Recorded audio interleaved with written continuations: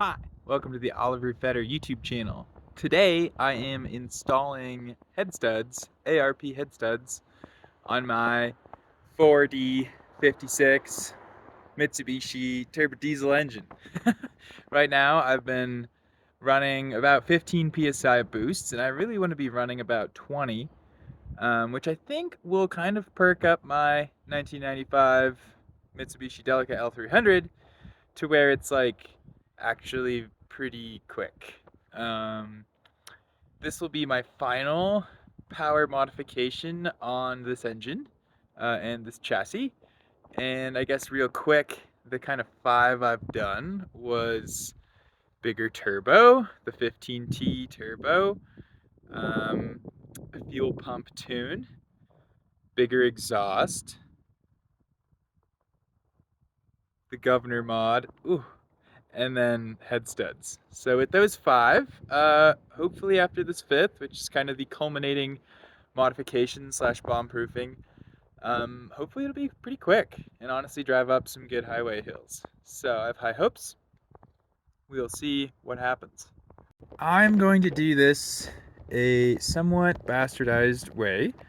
Um, and I've never done it this way before, but I also don't see any problems with doing it this way. So normally, if you replace your head bolts or head studs, it's because your head gasket failed and you're like taking the head off the engine, doing a big job on it. But my head gasket hasn't failed, and all I want to do is swap the bolts, which are still holding it down nicely, for studs so I can turn up the boost safely. So, even though it's not really the right way to do it, what I'm going to try today is swapping one bolt at a time for one stud. There are 18 bolts and 18 studs, and I'm going to swap them through with the minimum torque first applied to the stud. So I'm going to pull out a bolt, put the stud in, I'm going to tighten the ARP nut down onto it at the first of three torque sequence. So normally the head bolts on the 4D56 are, I want to say, around 44 foot-pounds to start, and then 90 degrees, and then another 30 degrees, which probably ends up around 80-ish, 87 and 90 foot-pounds total. And ARP 2000 studs are good for about 125 foot-pounds in three steps, so that would look like 40, 80, 125. So I'm going to start, when I put these in, I'm going to torque them to 40 one at a time as I put them in, and then I'll hit them with the rest of this two steps torque sequence. If you wanted to do this to your 4D56, which isn't specific to Delicas, this is specific to the diesel engine, so this could apply to Ram 50s or any other car that uses the 4D56 engine. These are the part numbers you need in the quantities. This is what I ordered directly from ARP. There you go, and you can see it's about $450, which is a bummer. I don't know what the discount was, but thank goodness. Yeah, stuff's not cheap, but there you go. Those are the item numbers are actually the part numbers and the quantities, and this is what you get. As a brief reminder how ARP studs work. These ones are the same thread on both ends, so theoretically you could put them in either way, but the blank end goes into the block with the Allen head upright. You run them in hand tight. You don't need to crank on these, that's bad. So you can run them in with the Allen, but again, not tight. You don't need to tighten them into the block a bunch. Some people will put Loctite on the block side. I don't, and I've had no problems. And then you have to use their assembly lubricant, but only on the head side where the nut goes. And you want to put the lubricant on the washers and on the threads and on the nut so that all aspects of things touching this are well lubricated.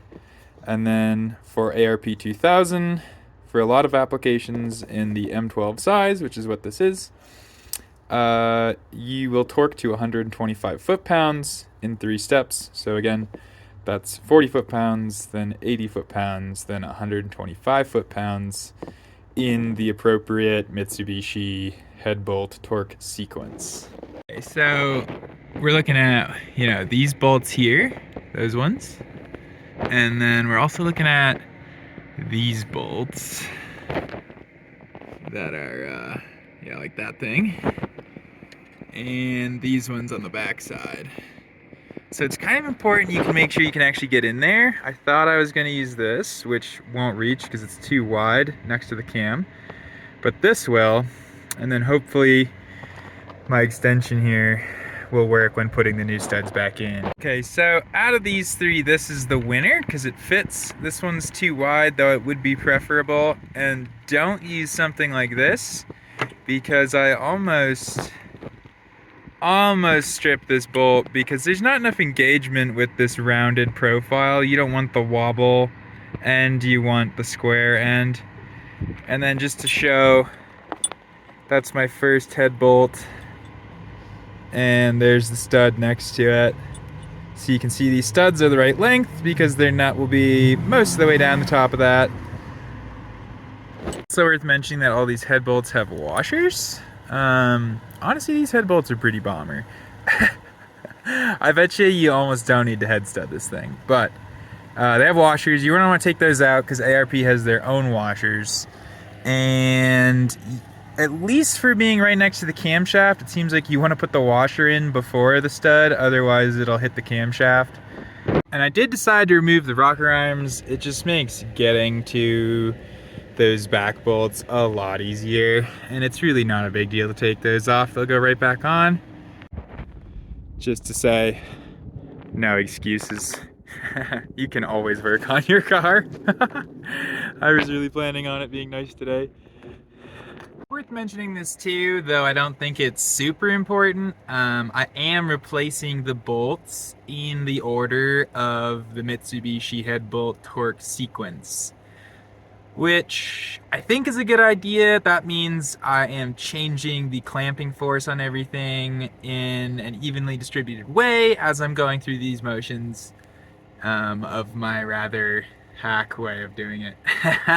Kind of show the steps here. I am breaking them free, breaking the old head bolts free with this here on this big breaker bar, and they are pretty stout. You're gonna want a sizable breaker bar, at least this long. And then I'm running them out with this ratchet to make it faster. And then I am prepping my new bolt and washer and nut with the lubricant. And then I'm running the stud in with this until it's snug. But this is a very little wrench, so it's not that tight, but it's snug.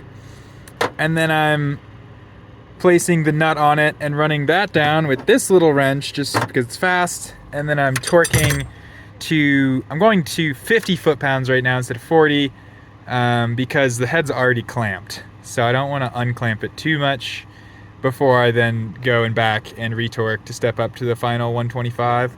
And to share the basic torque pattern, you find the center of your head, so it's right here. And the torque pattern just expands outward. It's pretty easy to follow. It's 1, 2, 3, 4, 5, 6, 7, 8, 9, 10, etc., etc. You work from center outside 2 bolts at a time, and the bolts vary in how far apart they are, but you work at the 2 that are next to each other the whole way down on opposite sides equally. Alright, well I have 8 studs to go, and mine are set back, my extension sheared off while trying to pull one of these back corner head bolts, which will probably be the hardest part of the whole job, is getting those back 4 loose, just because they're in a tough spot. Okay, so all of my head bolts except that one are in, and that one's stripped, of course, which would suck if you actually need to take your head off. I'm hoping I'll torque all these ARP fasteners and that one will loosen up enough for me to get it. So these are all torqued to 50, and now I'm gonna go to 80, and then I'm gonna go to 125, and then I'm gonna try to take that stripped head bolt out again. And if it still doesn't go, then I'm gonna wait and get an actual removal tool before I just screw it up. I also totally regret doing this today. It is absolutely freezing cold and snowing. Alright, here we are, back together, running. Head studs are in.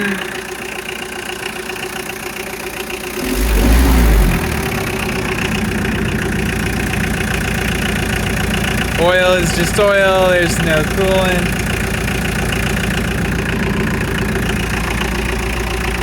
Alright, and kind of a final thought to my head stud video, because it required kind of some further tuning to really actually use them. But as maybe you can see, I'm pushing right around 18 psi. It'll bump up to maybe 20 in a second. I'm at 1200 EGT going up this final hill into Boulder and holding about 55 miles an hour.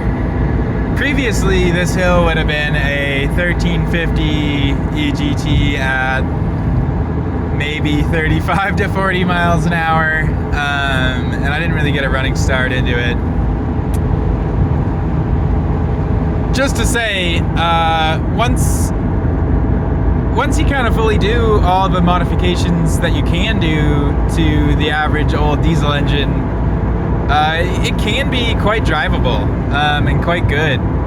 And the head studs were kind of the finishing touch for my 4D56 engine build out, so that I can run more boost. And I still think there's a little headroom to get a little bit more boost, but not too much, it seems. But now running about 20 psi, intercooled, bigger turbo, la-ti-da, very, very drivable. And with the head studs in there, I'm not really worried about anything blowing out. So all in all, I feel like pretty dang worth it. Honestly, this has gotten to be, this went from like maybe one of my least favorite purchases to one of my favorite vehicles as I've been working through modifying it. So cheers to that. Thanks for watching.